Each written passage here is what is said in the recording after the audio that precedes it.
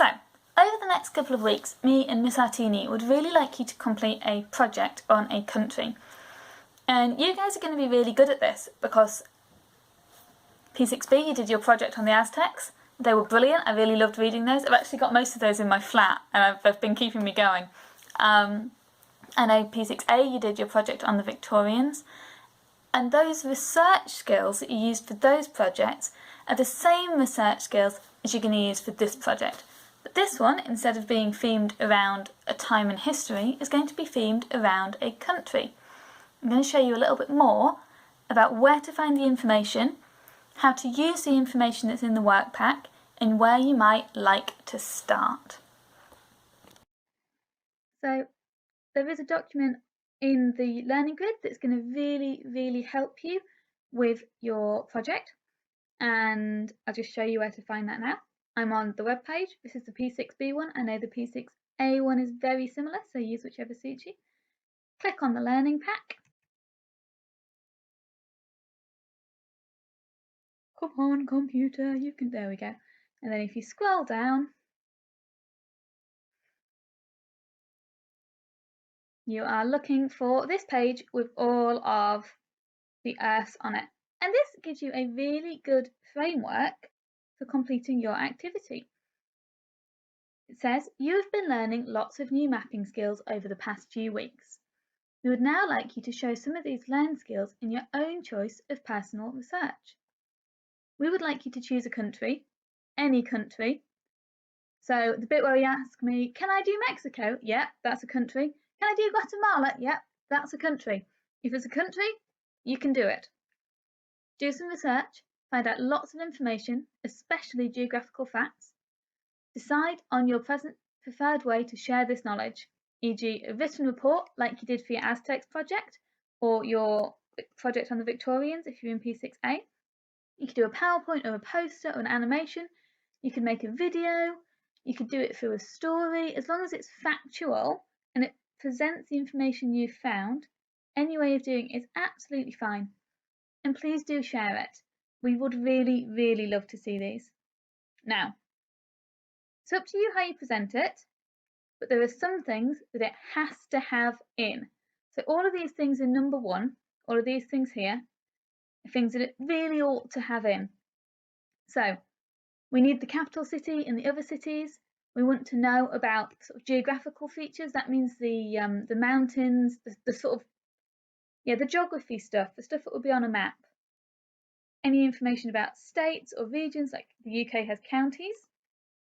We want to know where it is, so what continent it's on, and where its sort of next door neighbour countries are.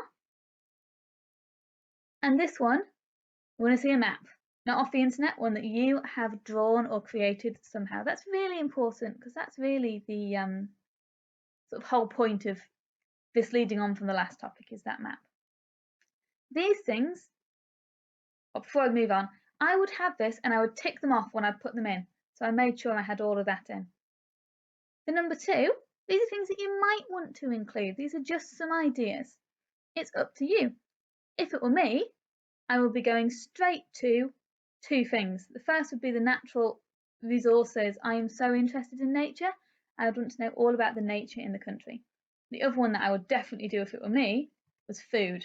Get some cooking involved in this project. If that isn't what you want to do, that's fine. Pick some of the other ones. You don't need to do all of these, just some. So for those ones, you don't need to tick them all off. Important information down here. Got 2 weeks to do this and we would really love to see it. So if you've got any questions, get in touch, but do keep referring back to this sheet in the learning pack to help you.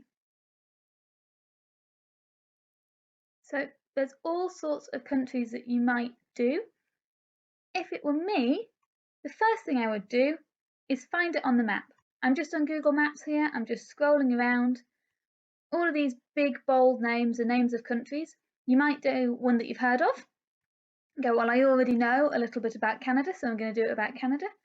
Or you might choose one that you haven't heard of. You might go, I've never heard of Myanmar, so I'm going to do that. You might have a country that you're really interested in. I'm really interested in Norway, so I think I would probably do that. When I'd selected that country, I'd probably just zoom in. I'd probably start this project by just having a look. Remember on that grid, one of the things was the capital cities and other cities, the geographical features, what continent it's on and what's next to it. I can find out a lot of that by looking at this. I can see that it's part of Europe. All of this is Europe. I can see that it's next to Sweden, but that it also has a border. This wiggly line here is the border with Finland, and with this country, which I'd have to scroll over to see, is Russia. I'd probably include that information. And that's where I'd start. If you click on the name of the country,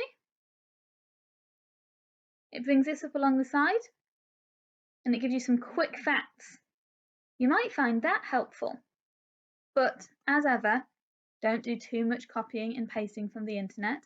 I just wanted to give you a good place to start your project. Can't wait to see what you all get up to. If you're not really an internet person, but you're lucky enough to live in a house full of books, any sort of books of maps, atlases, might be really helpful. This is my favourite book ever. It's got the whole of the world history in it, and I could use the maps in the books to find out. So have a look on your bookshelves, because there's loads of books that you might have that might help you to find out more about a country. And really look at cookbooks. I know I've got a cookbook about India, I've got a cookbook about Mexico. I'm just bragging now about my cookbook collection. But think outside the box a little bit. There's all sorts of ways of getting this information. Obviously, if you haven't got lots of books about different countries in your house, that's absolutely fine. It's all on the internet anyway. So, enjoy this. Get really into it. Find stuff out. Like, this is your time to shine. Don't get too bogged down in copy and pasting bits off the internet. If you read it back to yourself and you don't understand it, chances are I won't understand it either. Because I fully know when I read Wikipedia articles, it just goes in one ear and out the other.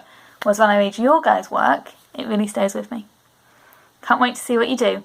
Remember, you can present it however you like, but it has to include those things on the list. Really looking forward to seeing these, and I'm really looking forward to seeing you. Speak soon, guys. Bye-bye.